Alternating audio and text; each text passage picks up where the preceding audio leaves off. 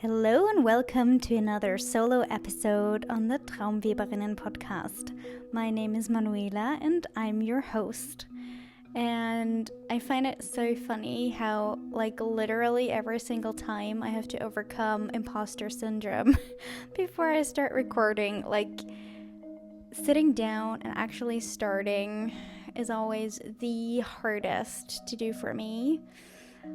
But yeah, I feel like that is my intro for every single solo episode, that I have to really push myself to do it, but afterwards it's always super rewarding and feeling good, and I just love doing this so much and it's so much fun.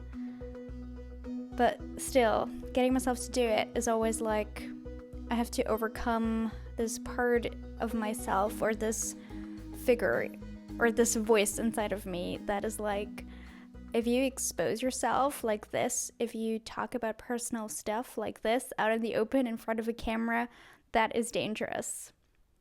And yeah, I always feel like I have to battle this primal instinct in myself that is telling me to fit in with the crowd and do what everybody else is doing, and not sticking out of the crowd. That's dangerous.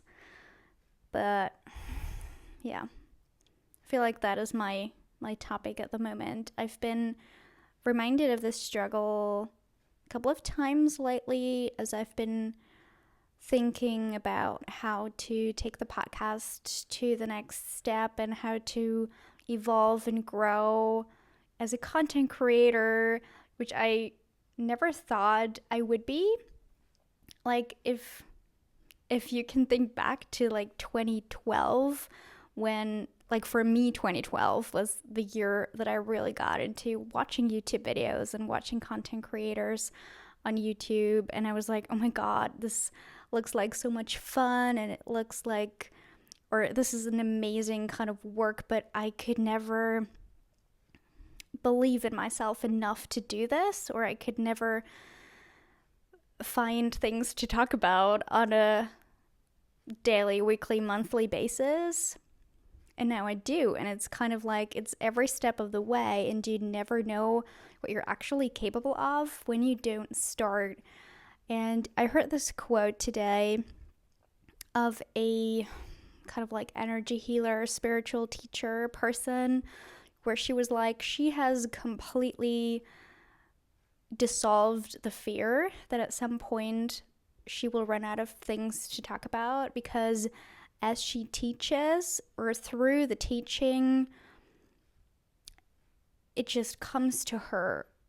The things to talk about just come to her, or the experiences that she needs to have or wants to have to convey to her audience, they just come to her. And I was just really not mind blown by it, but I just stopped and paused and was that's how I feel with this, kind of. Because at first I was also oh my god, at some point I'm gonna run out of things to talk about and experiences to relate to you girls. But it's funny that I don't run out of things, because when I go through my daily life, I always have it in the back of my mind, okay, I'm going to do a solo episode again, or what are topics that I could discuss, what are experiences that I have on a daily basis that I could discuss. And that's just really beautiful about this whole content creation setup, the way that I do it. It really plays in with my human design as a manifesting generator.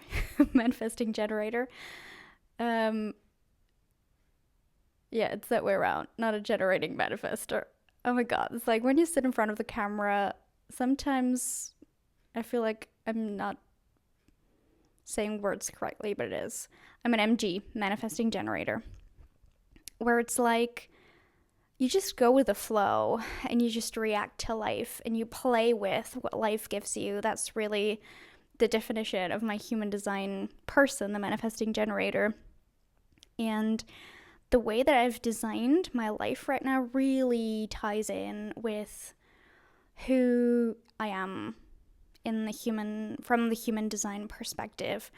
And that's really something that has brought a lot of ease and relaxation into my life, knowing my charts, like knowing my astrology chart, plus knowing my human design chart, and just knowing this, having this blueprint of myself to really understand how I work. Because before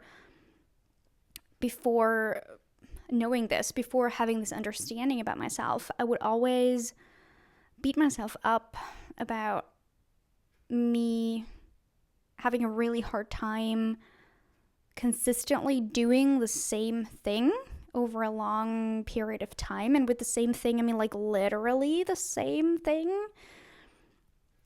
Like with this, I'm also frequently recording a video. So I'm doing the same thing over a consistent period, or doing the same thing consistently over a longer period of time, but I can flow with it. I'm doing it differently every time. I'm just waiting for life to serve me content or ideas and inspiration. And that's been really freeing and relieving for myself, that I have allowed myself this. And I talked about this in my Manu's Monday mantras. If you follow me on Instagram, the last one I posted was about I honor the cycles of life. And that is really something that I have gotten into, or that I have remembered over the past months, really, through my interviews that I did with the last couple of guests that were on. Most of them talked about this principle of there being seasons in our lives, of we as women, or not just we as women, but like when you look at the grand scheme of life, there are summer periods where we're super energized and where just everything seems to flow. Then there are winter phases where we feel more like resting and not as much is happening, and we're really asked to be curious and to learn and to absorb. And then when spring comes, to integrate and to show and do what we've learned. And so that's in the grand scheme of things, but also in the small scheme of things as women. In a month, I'm undergoing so many changes as a woman, and I have especially taken heed of that with me stopping the birth control pills, stopping the hormones, and just really watching my body change. Like the first months was really hard for me, looking at my body spiraling out of control. Like before that, I was always the same when I was on the birth control pill. I mean, I did have 1 week where I was on my period and where I would bleed, but energy-wise, I felt kind of numb, especially during the last 2 years when I was when I was working and hustling a lot on top of that, or maybe correlating, because showing up like a man of the world and being this, I have to be tough and work every day and bring the same energy in every day, plus feeding my body the hormones that would then support my body in being the same, and having the same cycle. I'm not a doctor, by the way. I don't know if I relay this correctly in biological terms, medicinal terms, but that's what it felt like for me. It was always the same, or most of the time the same. And really trying to be the same. And then having my body spiral out of control really hard, and not being able to grasp what was happening to my body, and to be so helpless and so like a bystander, just watching the body. That was really a big teaching phase in my life, I think, where I really learned to pay attention to my body and observe what was happening. And then 8 months into that, I started getting my period again, and ever since I got it, I am really, really, really paying close attention to all the emotions and to into how my body physically changes. When is my belly growing? When are my breasts growing? When do I feel super energized? When do I have the most fun doing sports? When do I feel like I need to move in order to get all this excess energy out? And when do I feel like, oh my God, I could sleep all the time? When do I get cranky? When am I vibing really good? That's been a real journey for me, and a real joy actually to rediscover all that after 8 months of turmoil, basically, experiencing how my body is putting the pieces back together, basically, and is really coming out of this transformation period, is reassembling itself and clocking into a natural rhythm where I can really survey that around the full moon, which I love because it feels super witchy. I'm bleeding and I'm like really going into hermit mode. So the past week was really, I was down. I was not feeling social contacts at all. I had to sleep a lot. The week before that, I was already getting cranky and already being like, don't want to see people. Not feeling like that bubbly and upbeat self that I normally am. And I feel like I'm coming back to that. Like I'm energized. I want to do sports. I'm not hungry as much as I am when I have my period, or the week before that. Oh my God. The week before bleeding, I'm like, I could eat everything.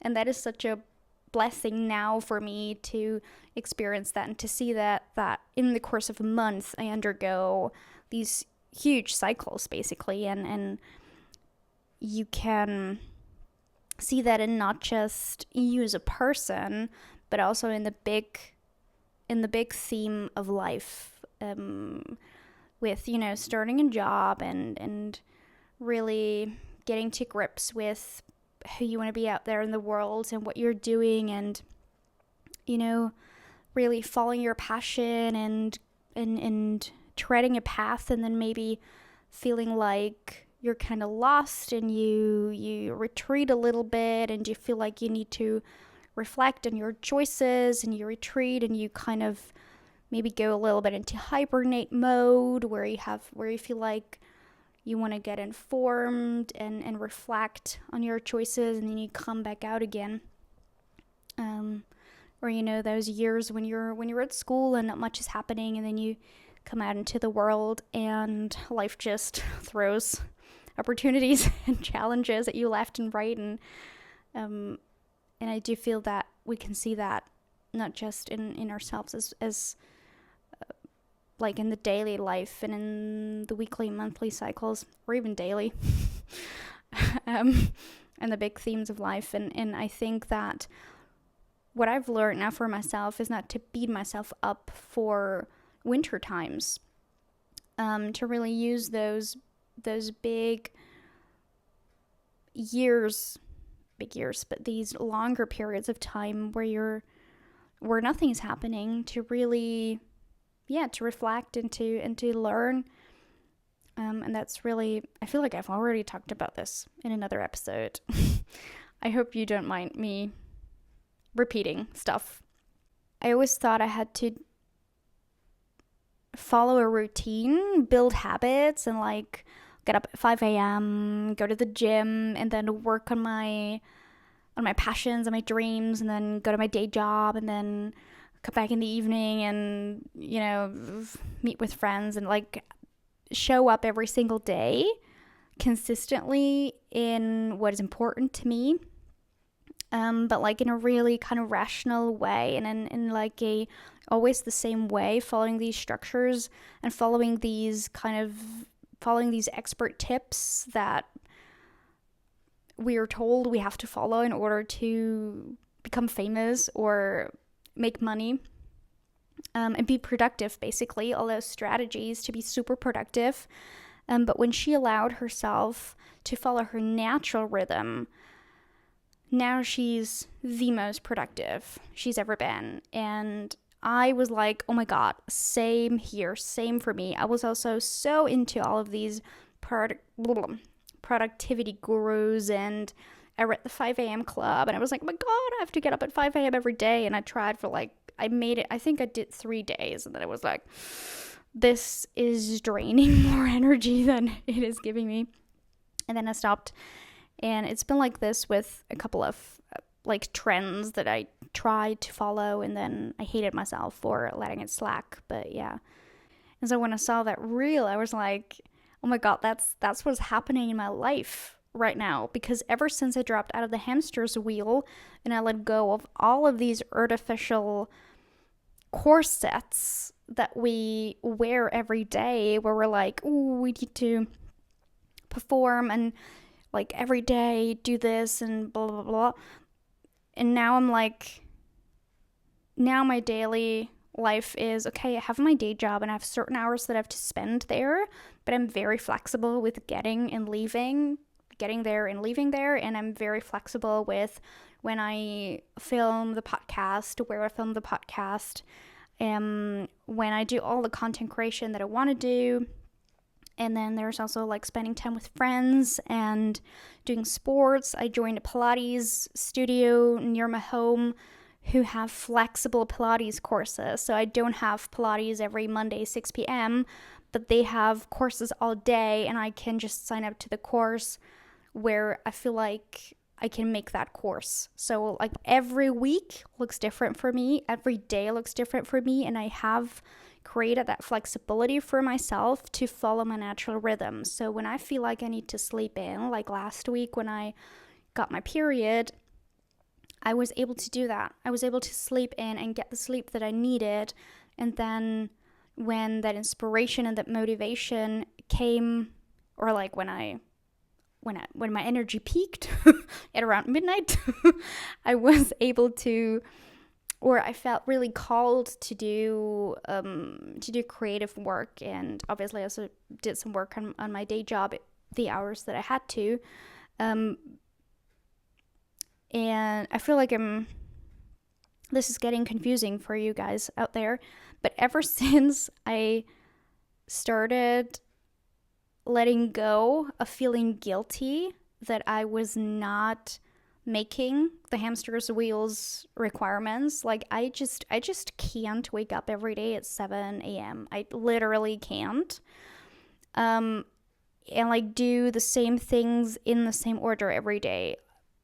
I mean, I can do, but I feel like now that I've liberated myself of that corset, and where I have created this freedom to follow my natural rhythm and to work on my day job whenever it feels best for me, and I can do my creative projects when I get the inspiration and when the ideas come, this freedom that I've created, it looks like I'm being lazy from the outside, but I have never been as productive as now. I'm filled with excitement for my creative projects. I'm filled with excitement when I think about my day job, because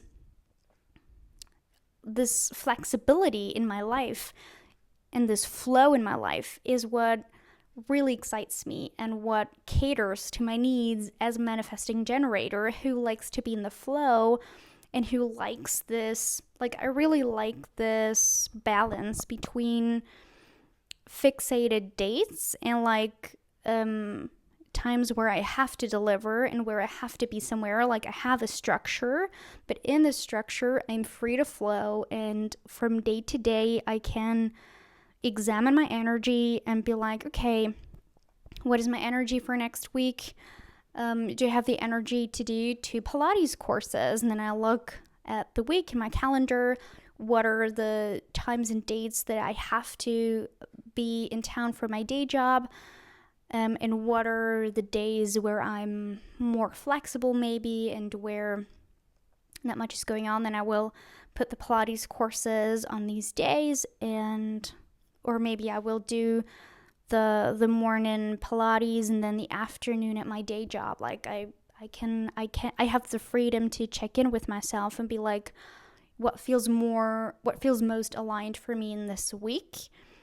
And I also have the freedom to make short-term choices. And that has really accelerated my relationship with myself, basically, because I have eliminated feeling guilty for my needs, basically. I know that my body has these phases where it needs more sleep, and that I have these phases where I will feel really drawn to watching YouTubes late at night, but then also maybe not needing so much sleep. Like, I'm so curious about my body and my needs, my like physical, denser needs, and also with the food I'm serving, what I eat, and when I have these extreme cravings for chocolate because, oh my God, I'm such a sweet tooth. But as I said, I've noticed they peak before I get my period, and my life has substantially changed just by trying to, or incorporating my physical needs and looking at what my listening to what my body tells me, and making way, giving myself the freedom to so much flexibility. And again, this is me as what I can tell from my human design and what I feel. You might be someone who needs a lot more discipline and who's like, I couldn't not get up at 7 a.m. Like, I need this set time every day, waking up at that time. And that is also, like, we're all a bunch of humans who do life individually. And I think that is also important to be like, hey, there are so many different ways to make this work for every single one of us. And I shouldn't shame you for wanting to get up at 7 a.m. and falling asleep at 10 p.m. And I don't want to be shamed for, watching YouTube till 2 a.m. and then getting up at till 2 a.m. and then getting up at 10 a.m. And slowly start the day with a Pilates and then driving to work at noon at lunchtime. Yeah. So let's be loving and kind with each other. And yeah, that's just been a realization of mine lately, that the cycles of life and the patience with yourself is just so crucial. And also, like I said in the last episode, when you're going through really rough times and transformation times, when you hit rock bottom, and when you have to reestablish your life, don't be hard on yourself. Give yourself the time and really look after yourself. Take a look at your needs and be loving and patient. And I know that can be so hard at times, because I had this, I was recently visiting back home, and I had this feeling of people investigating what I do with my life. And I find it so funny, because some people in my life will completely ignore that I do this podcast and that I have this kind of like two-sided life with my day job on the one hand and then this passion on the other side. And I also find it funny that some people just like really only define you over what you do. I find that very interesting. I'm not going to comment on that. But that some people will completely ignore that I do this, which is, I feel like, such a big part of myself and my baby and my passion path that I follow. And others will kind of not openly belittle me for having changed my life so drastically, in terms that I've stepped down from a more prestigious job, but that was making me sick, but that I kind of like stepped down, and I am now leading a more normal life, because my job is a more average job to have, but it pays more than and it gives me more happiness. But to some people, that is, I just had this experience lately again where I was out of my comfort bubble, here where I'm surrounded by my closest friends and where I really pay attention to surround myself with people who lift me up and who support me and who know me who know my true authentic self, who know me without masks, who just know every fiber of myself. And then to step out of the bubble and to experience something like that again, it just really reminded me that other people won't always be so kind to yourself, and that the people will have different interpretations of you and your story and your life. And I feel like it is super important that you know your story and that you are the main character of your story and that you like that main character of your story and that you're kind to yourself. Like when your main character undergoes difficulty, or when your main character needs to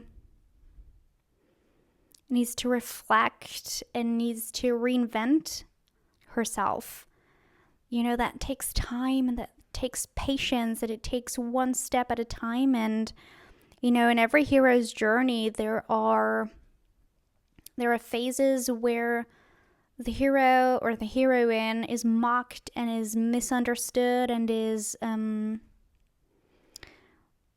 a dark place. And I feel like, again, with the phases, it is a phase, and it is a phase that shapes us, who we are, and that also gives us a glimpse into humanity and into the people around us and into what we want to choose for ourselves. And for me, that was really, again, a confirmation that I'm doing the right thing here in really surrounding myself with people who support me and who believe in what I do, and who, I can't even put it into words, who unconditionally love me, period.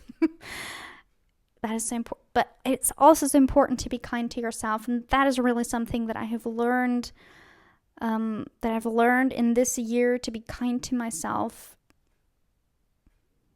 All of this change in my life was sparked because of a kindness that I did for myself, because I noticed that I was not happy, and I was like, but I want to make myself happy. And then I made the changes, and a couple of changes I did, and the rest the universe did for me. And it like, in hindsight, it is so humbling to see what happened and who was there for me during the upheaval, and who's lifting me up now, and who is maybe either ignoring what I went through, or is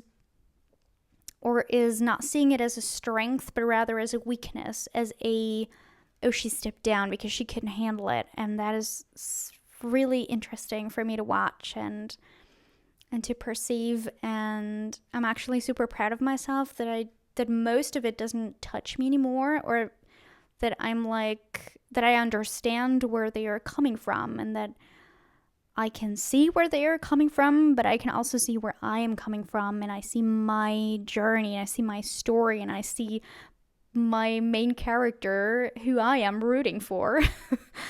And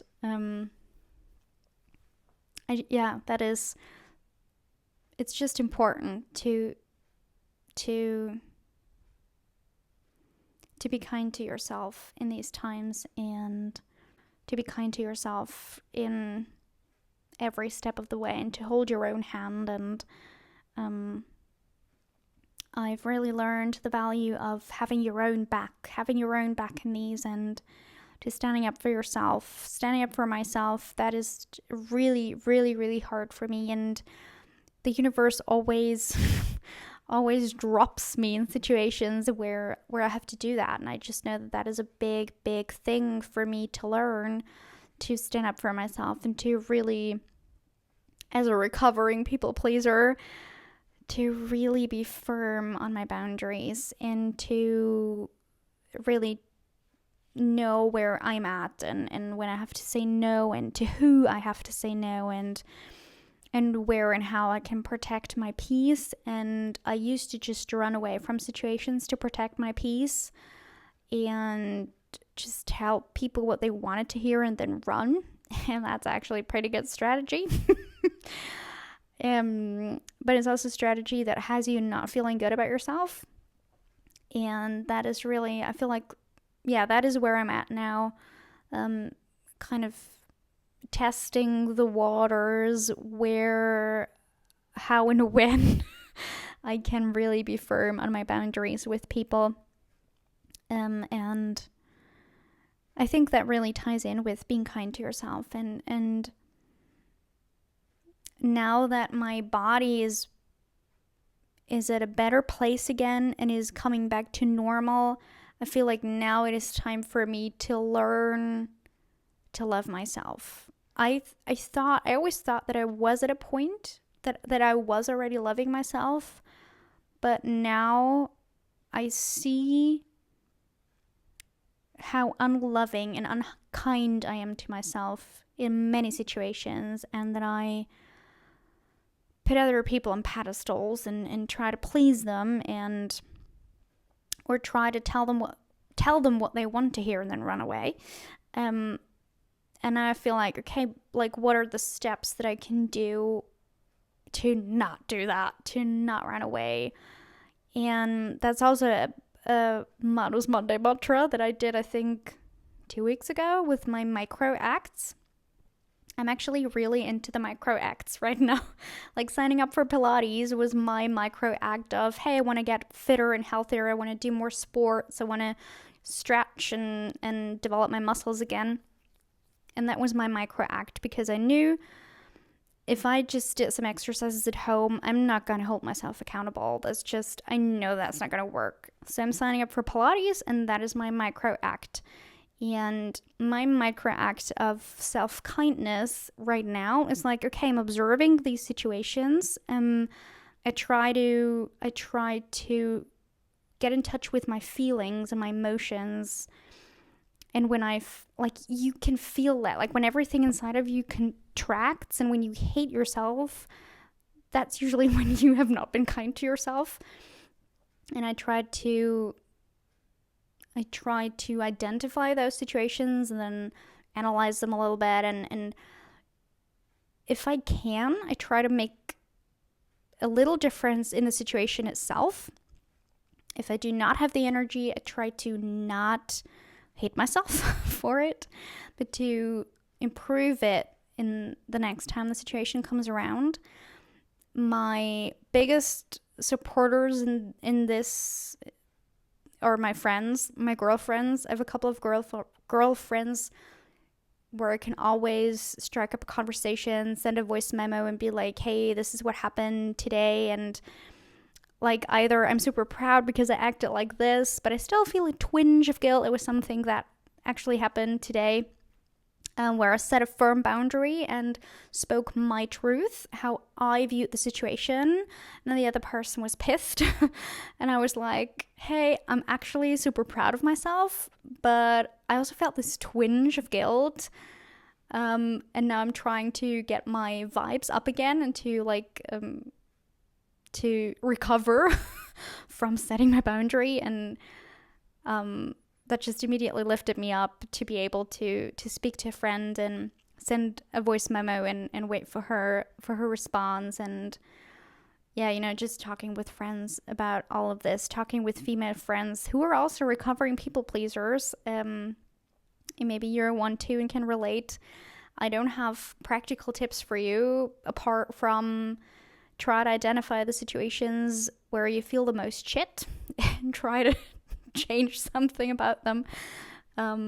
Everything starts with the awareness, I think, and that's what I'm doing now, trying to be aware of them, trying to speak my truth, because for me it's always been this, I have always doubted my truth. Like, it will always be like this, that you view situations from your point of view and the other person from their point of view. You have two different stories because you view them differently. You have a different background, and you have different intentions, or you have the different intentions maybe with the conversation that then turned into a negative direction. But I always thought that one truth had to kind of win, and it was never my truth. And that comes back to how I was raised by my parents, who were always who are very dominant people. And for them, it was always like their truth over my truth. And that's what I learned growing up, that my truth didn't matter. And so now, as an adult, I'm no child anymore. I don't have to tell people what they want to hear to survive. I can speak my truth and stand by it, and that is something that I'm practicing. And it's not easy, but I do want to cultivate loving myself, and I do love myself, and so I want to support myself in this, and I want my truth to be as important as other people's truth. And even if they don't acknowledge it, just speaking my truth, I feel like will set me free, or does set me free, because then the ball is in their court what they do with the truth. But I have spoken my truth, and I have set my boundary, and I did that today, actually, and I want to celebrate myself for it. I'm really proud of it. But yeah, it's still a rocky road. I hope that you liked today's solo episode. If you did, I'd be grateful for a thumbs up or a subscribe or a comment. Let me know what you think, what your experiences are with standing up for yourself, setting boundaries, loving yourself. I'm always happy to get to know your point of view. Yeah. Thank you for watching and listening.